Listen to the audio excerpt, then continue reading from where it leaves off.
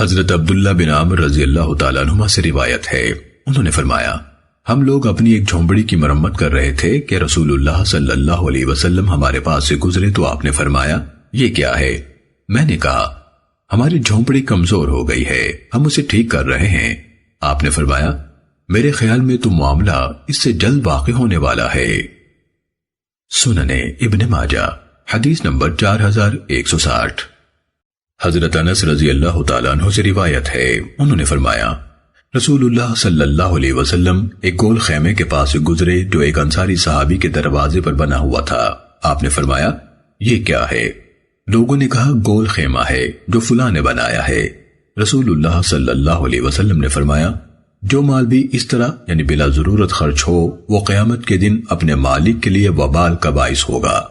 انصاری کو رسول اللہ صلی اللہ علیہ وسلم کے اس فرمان کا علم ہوا تو اس نے وہ خیمہ ہٹا دیا۔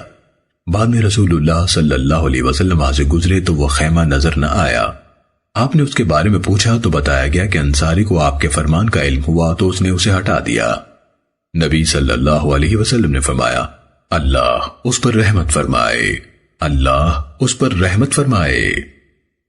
سننے ابن ماجہ حدیث نمبر 4161۔